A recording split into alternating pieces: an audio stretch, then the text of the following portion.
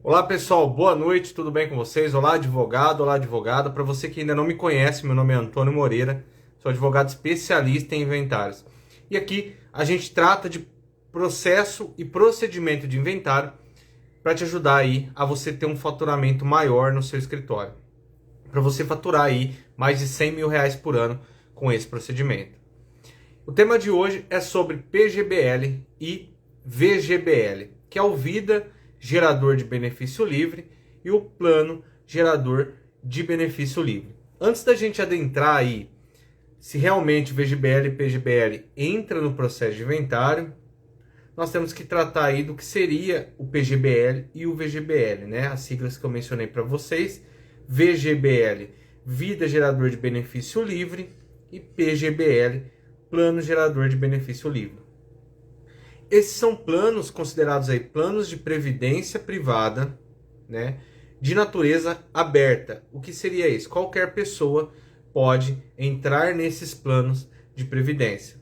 Mas eu tenho que citar para vocês aqui o caráter securitário desses planos, que são administrados aí, são fiscalizados, né, não administrados, mas fiscalizados pela SUSEP, que cuida dos seguros. Então é ela que fiscaliza esses planos, né? Então eles são fornecidos aí por bancos, por seguradoras, por diversas pessoas jurídicas, visando aí trazer uma previdência para as pessoas, ou como própria natureza dele de seguro, um seguro para que as pessoas possam usufruir futuramente, né? Então, aqui a gente diferenciou aqui, dizendo que o PGBL é um plano de previdência aberta. E quais são os planos de previdência privada que a gente conhece? São aqueles planos fornecidos por alguns órgãos que somente aquelas pessoas podem ingressar dentro deles. Por exemplo, aí a previdência privada, por exemplo, da Petrobras, Banco do Brasil, que são previdências que apenas os funcionários, os colaboradores daquele local podem participar, não é aberto para todos, e por isso é denominado previdência fechada. Nesse caso, nós estamos tratando de uma previdência aberta. Ao longo do tempo, qual era o posicionamento da justiça com relação a esses planos? Era de que eram considerados aí seguros e, portanto, não deveriam entrar no inventário. Nós seguiríamos lá o que prevê o artigo 794 ou 792. Deixa eu só confirmar para vocês, 792 do Código Civil. É isso mesmo, 792 do Código Civil, traduzindo eles como, já próprio disse para vocês, natureza de seguro. Então eles não deveriam entrar no inventário. Mas esse posicionamento aí tem grandes discussões que ao longo do tempo vem se mudando aí nos tribunais superiores. E essa discussão já chegou ao STF e também ao STJ. Em que ponto chegou no STJ e no STF? O STJ, em fevereiro desse ano, a gente teve análise num recurso especial de que houve o falecimento numa situação de comoriência de várias pessoas. Ou seja, não há como determinar ali quem faleceu primeiro ou quem faleceu em seguida, e como se daria a ordem de sucessão dessas pessoas. Então vejam vocês a importância de nós conhecermos o Instituto da Comoriência quando a gente está tratando de processo de inventário. Não é raro ocorrer esse instituto no processo de inventário e a gente tem que conhecer, porque pode ser que aconteça com você. Então vejam só nesse caso. Ocorreu o falecimento de uma família inteira ali, numa situação de comoriência. O homem, a mulher e os filhos. Quem tinha esse plano de previdência fechada, no caso aí, era o homem, de um valor aproximado de 21 milhões. Então, quem receberia aí, em tese, esses valores a título aí de seguro de vida, no caso, de seguro, né? É a mãe dele. Então, a mãe dele recebeu esses valores. Aí houve o ingresso, a abertura de um processo de inventário dos pais da mulher, obrigando que a mãe desse homem, eu vou denominar para vocês de José, colacionasse esses 21 milhões ao processo de inventário, dizendo que esses valores não tinham natureza securitária e deveriam ser levados para a colação dentro do processo de inventário. E aí que nós tivemos a decisão, né, em fevereiro desse ano, no sentido de que esses valores aí foram considerados como patrimônio comum do casal e haveria que ser dividido em igualdade de 50% para cada um. E aí é que a gente começa a inverter aqui aquela ideia de que esses planos têm a natureza somente de seguro. E aí o que ficou firmado que a gente pode trazer para a nossa realidade, para a gente aplicar aqui aos nossos processos de inventário? De que, se ocorreu, por exemplo, se ocorreu a instituição do seguro propriamente dito, por exemplo, no caso de a pessoa fez um plano VGBL, por exemplo, para 10 anos, atingiu esses 10 anos, aquilo se converte em uma aposentadoria ou um seguro que ele vai fazendo levantamentos mensais, aí sim ele tem a natureza de seguro de vida, tá? De seguro. Então ele nesse caso não entra no inventário. Mas vejam só, nesse caso que eu citei para vocês, ocorreu o falecimento e esse seguro não se converteu aí em efetivamente um seguro, apenas tinha sido vertido contribuições mensais. E aí o STJ entendeu que isso trata-se de um aporte financeiro, de um investimento e não realmente de um seguro. Então é por isso aí que nesse caso específico, esse valor teve que ser levado para a colação no processo de inventário. Então o que a gente tem que ter de ideia aqui, foi convertido esse investimento em uma aposentadoria, em um seguro? Foi. Então você não vai levar isso para o processo de inventário, porque nós estamos caracterizadamente um seguro de vida. Agora, houve apenas o investimento, está havendo contribuições mensais, não deu tempo de instituir essa previdência ou esse seguro. Aí você vai ter que levar para o processo de inventário, que em tese é que nós temos uma contribuição em comum desse patrimônio, ou ele vai ter que ser dividido aí para os demais herdeiros. Então vejam que questão interessantíssima para a gente aplicar. Logicamente, o que a gente vai analisar? Quem nós estamos representando. Se vocês estivessem, por exemplo, representando aquela herdeira de 21 milhões, que recebeu aquilo a título de seguro por ser beneficiária, certamente você jamais falaria aí em inventariar esses valores, né? Agora, se a gente estiver tratando lá, por exemplo, como eu disse para vocês, de apenas ter vertido contribuições, você estiver representando o herdeiro que ficou preterido, né, que não recebeu, logicamente que você vai ingressar, você vai requerer a abertura de inventário e pedir para trazer isso para a colação. Então, é importante a gente ter isso. Outra discussão que chegou também no STF é com relação à tributação sobre esses valores. Então, olha, aí é um outro desdobramento, né, que a gente tem com relação ao imposto de transmissão causa-mortes sobre VGBL e PGBL. E por que eu digo isso? O estado do Rio de Janeiro, e dentre outros vários estados, né, cobram sobre esses planos, e tem estado que não cobra o imposto ITCMD ou ITCD sobre VGBL e PGBL. Mas esse caso em específico no Rio de Janeiro, o Rio de Janeiro aplicou sobre VGBL e PGBL, o Tribunal do Rio de Janeiro declarou inconstitucional com relação ao PGBL, então aplicando apenas com relação ao VGBL, Vida Gerador de Benefício Livre, e aí houve-se o recurso e essa discussão chegou no STJ, que é o tema 1214, que trata da incidência do ITCMD sobre VGBL e PGBL. Hoje, o que a gente tem aqui é quando há a morte, né, do titular desse plano. O que a gente tem hoje na maioria dos tribunais superiores a nível de TJs é que esses valores não estão na hipótese de incidência do ITCD ou do ITCMD. Então você não vai ter que recolher aí, inclusive tem muitas decisões desse nível. Mas como nós tivemos aí esse tema que foi afetado aí, teve a repercussão geral reconhecido, isso aí pode ser levado para discussão até o STF, e aí quem sabe quando a gente vai ter uma decisão concreta desse tema, se vai haver a incidência do ITCMD sobre o PGBL e VGBL ou se não. O posicionamento hoje majoritário dos TJs é que não há incidência nesses planos de previdência privada, porque eles são considerados seguros. Essa é o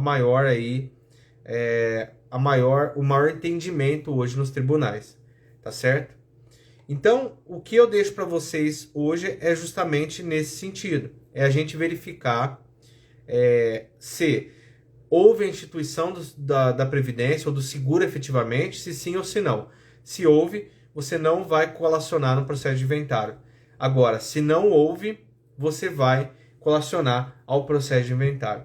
E aí nós temos outra decisão que eu quero trazer para vocês também, importante também, do STJ, é com relação a quando há o divórcio do casal. E aí, o que o STJ entendeu? Que esses valores têm que ser partilhados. Então, olha, no divórcio, que é uma causa de extinção do casamento, esses valores têm que ser partilhados. E na sucessão, quando ocorre morte, que também é uma hipótese de extinção do casamento, que está tendo essa grande discussão aí, se entra ou não entra com relação ao inventário. E nós vimos aqui, se não tiver instituição de seguro, ele vai entrar no processo de inventário. Então, são considerações realmente importantíssimas para a gente trabalhar.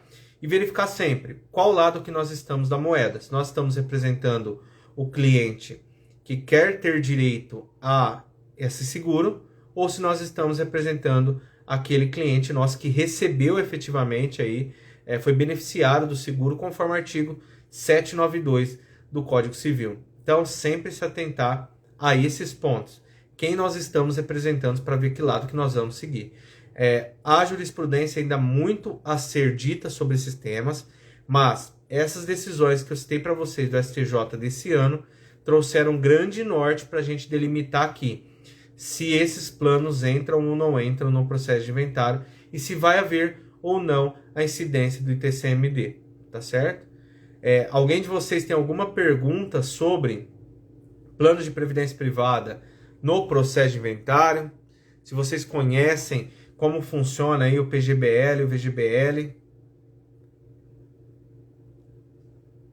Isso aqui também, doutores, doutores e doutoras, são dúvidas que surgem no atendimento ao cliente, tá? Isso aqui sempre o cliente pergunta, hoje em dia, ainda mais quem são funcionários públicos, né? Que querem fazer uma previdência privada para fazer uma complementação da sua renda, vocês podem ter certeza que essa é uma das grandes perguntas, inclusive em consultas aí fora a realização de inventário. Tá? A gente realiza consultas também para orientações a respeito de alguns aspectos sucessórios que vão implicar efetivamente no inventário. Então a gente orienta o que pode ser feito, o que não pode ser feito, aí não numa visão de planejamento sucessório, mas numa visão realmente se aquilo efetivamente entra no processo de inventário ou se não entra no processo de inventário, ou se aquilo é um seguro ou não é um seguro.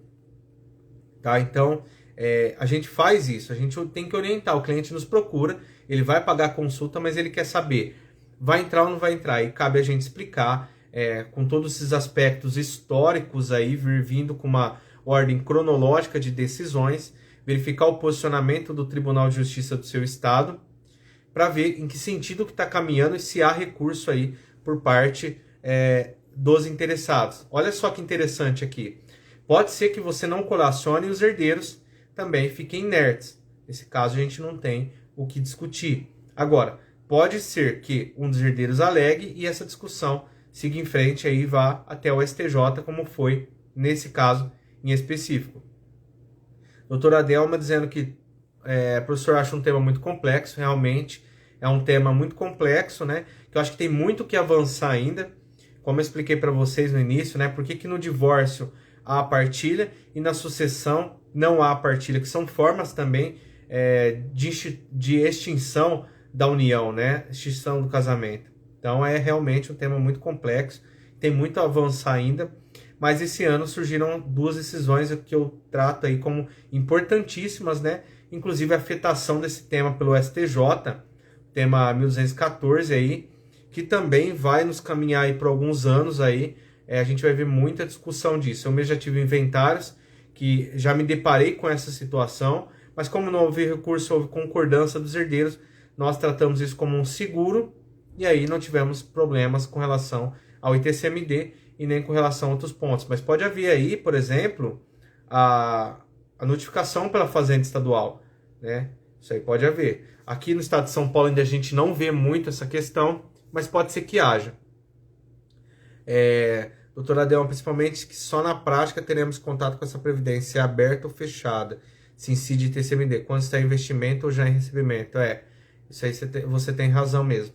A previdência fechada, a gente não tem discussões com relação aos valores, né? Porque eles são considerados aí proventos, conforme, deixa eu ver para vocês, eu tenho aqui o artigo 1659, inciso 7º, né? Considerado pensão, meios soldos e outras rendas semelhantes. Então, nesse caso aqui, está excluído aí nesse aspecto aí. Mas, com relação aí à previdência aberta, que são esses tipos aí, que é o que causa maior discussão, né, nesse aspecto em específico, né? O que mais que a gente pode tratar aqui com relação que eu trouxe para vocês aqui? Eu acho que basicamente mesmo, o que a gente tem que entender justamente o que a doutora Adelma falou, tratar isso como investimento ou já em recebimento, né? Ou como uma instituição efetiva do seguro. É isso que eu quero trazer para vocês, a gente poder aí trabalhar esse tema, poder conhecer ele mais a fundo, para a gente poder orientar o cliente da melhor forma, né? E olha só que interessante para a gente que atua com processo de inventário. Imagina só você pegando aí um processo de inventário desse caso aí, que você tem que entrar com uma ação pedindo para colacionar 21 milhões a título de plano de previdência privada. Olha, 21 milhões, imagina a porcentagem que você não vai conseguir, sem contar aí que você está fazendo uma partilha justa, né, do ponto de vista social para aquela família. Você está beneficiando aí duas famílias, tanto o do José, por exemplo, que eu citei, e tanto, por exemplo, aí da Dona Maria lá, que tem os seus pais e que aí tem direito também a uma cota parte desses 21 milhões, né? Olha só que importantíssimo aqui. Imagina você advogado aí, tratando aí, por exemplo, de 10 milhões de reais, uma porcentagem aí de, por exemplo, 10%, que aí como há litígio aí, e não é um valor que você conseguiria aí, provavelmente, numa primeira instância, levantar, né? A gente pode verificar lá que chegou até o STJ, não havendo matéria constitucional para a gente levar isso para o STF. Então ficou a título de STJ, mas é uma decisão que eu traria aqui, importantíssima, e que se vocês lerem lá esse recurso especial, vai dar para entender muito aí de como que funcionou esse entendimento, né? Como que trataram, né, esse caso em específico. A relatora, se eu não me engano, também foi a doutora Nancy Andrighi, né, que traz grandes decisões aí para o nosso direito sucessório, não só para o direito sucessório, também para o direito de família, né? É uma expoente aí de decisões que envolvem realmente aí e vão de encontro aos anseios da sociedade, né? A gente vê que uma sociedade está mudando. E um desses argumentos que eu achei interessantíssimo a gente tem que ter muita cautela aqui também, porque pode haver aí herdeiros que queiram, herdeiros não, mas o autor da herança que queiram, vamos dizer assim, esconder patrimônio, entendeu? Omitir patrimônio em detrimento de outros herdeiros, né? Imagina aquele pai que faz por exemplo, um seguro desse e deixa como beneficiário, por exemplo, indica lá um dos filhos. Olha só, 21 milhões para um dos filhos e um exemplo que o patrimônio seja de 1 milhão. Então, esses casos vai envolver também o nosso trabalho, né? Eu acho importantíssimo nesse aspecto também a gente analisar justamente esse ponto, para a gente verificar, olha, tá tendo uma preterição de um herdeiro, benefício de um em malefício de outro, né? A gente sabe que tem igualdades lá com relação aos descendentes, né? Logicamente, que o autor da herança pode dispor aí de 50% do seu patrimônio, mas e aí se ele dispôs de mais do que isso, igual eu citei para vocês aí? né? Um seguro desses de 10 milhões e um patrimônio aí fora esse seguro de 1 milhão. Entendeu? E um beneficiário. Então, quer dizer, o outro descendente ficaria com 1 milhão. Né? Então, é isso, tá vendo? Outro ponto que provavelmente isso vai chegar também ao STJ para decidir. É isso que a gente tem. E nesse recurso também ficou muito nítido essa questão. A gente não pode tratar sempre isso apenas e tão somente de uma fórmula exata de matemática. Olha, isso é um seguro, pronto e acabou. Porque pode ser que seja utilizado aí, né, para esses fins que eu acabei de citar. Que também não podem ser, como eu posso dizer para vocês, não podem ser considerados aí como regra, né? Não pode ser considerado esse caso, por exemplo, como regra. Você não pode também interpretá-lo como má fé daquele que está realizando o seguro. Isso jamais. Também está muito nítido nesses recursos especiais que chegam até o STJ, os tribunais superiores, essa tratativa. Então, vai depender, como a doutora Adelma disse, de caso a caso. A gente avaliar caso a caso. Primeira coisa, quem nós estamos representando. Segunda coisa, há acordo entre os herdeiros com relação a isso? Há ou não há? Terceira coisa, a gente vai ver aí para que lado que nós vamos seguir. Se é para considerá-lo como um seguro de vida ou se é para considerá-lo aí como um investimento e como divisão. E também do ponto de vista aí que eu disse para vocês agora há pouco, estamos representando alguém que foi preterido na sucessão por um investimento que, em tese, foi realizado por má fé. Olha só, que interessante esse ponto também. Pode ocorrer, como eu disse para vocês. Então, caso a caso, para a gente avaliar. E nós aqui que trabalhamos com inventário, ficarmos ligados aí nesse tema de repercussão geral que está no STF, 1214, para a gente saber aí se a gente vai trabalhar, se a gente vai trabalhar aí com a incidência ou não do ITCD e do ITCMD no PGBL e no VGBL. Então veja, olha só, o Tribunal de Justiça do Rio, inovando aí, né, considerando essas duas modalidades aí tão próximas, que eu creio também que são muito parecidas, que eu não vejo até do ponto de vista teórico diferenças entre PGBL e VGBL, a não ser do ponto de vista aí tributário com relação ao imposto de renda. Ao meu ver, são dois planos nitidamente iguais, com diferenças de tributação de imposto de renda. Apenas isso. E o Tribunal de Justiça do Rio desmembrou aí os conceitos, né? Dizendo que uma coisa, outra coisa, e por isso que aqui incide, por isso que aqui não incide o ITCMD. Então, dois pontos importantes que também devem ser acompanhados por nós que atuamos com inventários, né? São raros alguns casos que chegam até o STF relacionados a inventário, assim, principalmente ao ITCMD, né? Porque a Constituição Federal dá autonomia para os estados legislarem sobre essa matéria.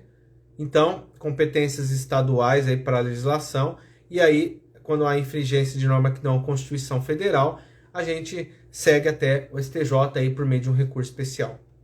Alguém tem mais alguma dúvida, alguma questão com relação aos PGBL e VGBL? E outra coisa também. Um outro ponto que eu queria ressaltar aqui é com relação ao artigo 792 do Código Civil. Por quê? Esse é o artigo principal que nós vamos usar quando nós estivermos tratando de seguro em inventários. Ou mesmo em seguro fora de inventário para fazer, por exemplo, levantamento por meio da lei aí 6.858. Por quê? Que fala lá que na falta de indicação de beneficiário serão chamados a suceder aí os herdeiros conforme ordem de vocação hereditária. Tá? Então, vejam aqui, esse 792 aí era o que a mãe do José, por exemplo, queria que fosse aplicado. Ele não deixou o beneficiário. E como eu sou a única herdeira, porque os outros faleceram em situação de comoriência, vai ficar só para mim esse patrimônio. foi aí que entendeu que esses valores teriam que ser revertidos aí para o casal, tá? Então vejam isso para vocês aí aplicarem o 792 do Código Civil ao seu processo de inventário. E diz também no parágrafo único também que na falta de pessoas indicadas nesse artigo, serão beneficiários os que provarem que a morte do segurado os privou dos meios necessários à subsistência. Então, na falta de pessoas indicadas de beneficiários, serão beneficiados os que provarem que a morte do segurado os privou de meios necessários. Por exemplo, ele não indicou, mas como é que eu posso explicar aqui para vocês? Ó, na falta de pessoas indicadas nesse artigo, serão beneficiados os que provarem que a morte do segurado os privou de meio necessário. Ele não indicou um beneficiário, mas eu tenho uma pessoa lá que vai alegar que a morte daquela pessoa o privou de meios necessários à sua subsistência. Por exemplo, aquela pessoa que cuidava de outra, faleceu, não indicou essa pessoa como beneficiário, esse, em tese, herdeiro que ficou, e aí ele não tem meios para prover a sua própria subsistência. Então, desculpa, pessoal. Então vocês vejam aí que a falta de pessoas indicadas, né, vai dar o direito aí a essa pessoa a ter direito aí também a esse seguro, nesses casos aí. E pode ser que a gente passe por isso aí no processo de inventário, tá? Então, 792 do Código Civil, importantíssimo quando a gente estiver tratando aí de seguro, tanto seguro da previdência privada, como eu disse para vocês aí, após a sua instituição, como também outros seguros de vida, por exemplo, típicos aí. E outra coisa que a gente tem que entender aqui, que o seguro o que é? O seguro, por que ele não entra no inventário? Porque o seguro ele tem um beneficiário, né? E aí, o que funciona? Como que funciona isso? Esse beneficiário ele vai receber por um direito próprio, como se ele tivesse, não vou dizer ganhando aqui, mas é uma indenização que ele recebe. Então não vem ali do autor da herança e transmite-se ao herdeiro, vai direto para o herdeiro. Então é por isso que é importante essa conceituação e essa explicação com relação a gente entender que o seguro é justamente isso. Há diretamente aí a passagem dessa indenização para esse herdeiro, e não indenização, autor da herança e herdeiro. É por isso que não incide aí no processo de inventário, é considerado um seguro. Ele é um beneficiário direto daqueles valores de uma contribuição vertida pelo autor da herança em vida, por exemplo. Tá? Boa noite, Sandra. Boa noite, advogado Fernando Pessoa. Boa noite, Montenegro. Tudo bem com vocês? Hoje a gente tratou aqui de um tema aí, por mais que foram 30 minutos aí, mas a gente tratou de um tema interessantíssimo aí, que é o PGBL e o VGBL aí no processo de inventário. Porque cada vez mais as pessoas estão, além de aquisição de patrimônio, constituindo investimentos, e aí PGBL e VGBL é um importante instrumento para investimentos. E as pessoas, como eles são fornecidos aí por grandes bancos, os clientes acabam por fazer esse PGBL e esse VGBL. É importante que a gente entenda se há ou não incidência de imposto, se vai haver a colação desses valores num futuro processo de inventário, se sim ou se não, e que caminho a gente vai seguir para trabalhar com processos que envolvem aí PGBL e VGBL. Tá certo, pessoal? Alguém tem mais alguma dúvida aí sobre esses planos PGBL e VGBL? Se tiverem, deixem aí para nós que a gente possa trabalhar. E se alguém tiver algum tema aí para a gente tratar nas próximas lives, eu estou à disposição para a gente poder alavancar aí a sua advocacia, fazer que você seja um advogado que hoje não esteja faturando, mas que comece a faturar, ou que você aumente o faturamento aí do seu escritório, como aconteceu conosco aqui no nosso escritório, trabalhando exclusivamente com inventários, que é uma possibilidade, como eu disse para vocês. E esses planos PGBL e VGBL constituem também um ramo de atuação para nós advogados que trabalhamos com inventário.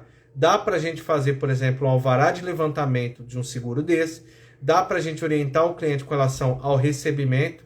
Eu mesmo já fiz vários atendimentos para orientar sobre PGBL e VGBL, né? Não só na abertura de sucessão, mas antes também os herdeiros nos procuram para que a gente possa também orientá-los se isso vai ou não entrar no processo de inventário. E aí, como eu disse para vocês no início, a gente faz todo um panorama histórico, uma explicação de conceitos. É importante que você faça lá, explique o que é PGBL, explique o que é VGBL para ele, as naturezas desses institutos e a situação que você está naquele momento com o seu cliente.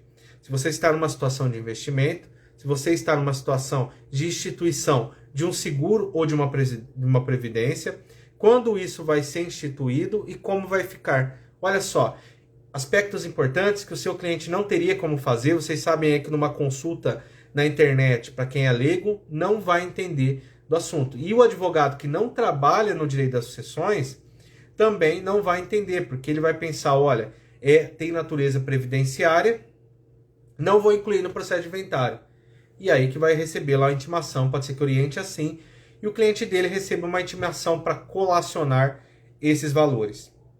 Muito obrigado a todos aí, e é importante a participação de vocês. Agradeço e, inclusive, cada dia mais a gente produz mais conteúdos aí para ajudar vocês advogados e vocês advogados que atuam com inventário, porque eu sei como que é no começo da atuação trabalhar com esses assuntos, a gente entender aí, porque o inventário você trabalha de um panorama geral com conceitos de direito de família, conceitos de direitos sucessórios, com contratos, próprio aí artigo 792, nós tratando lá de seguros, olha só.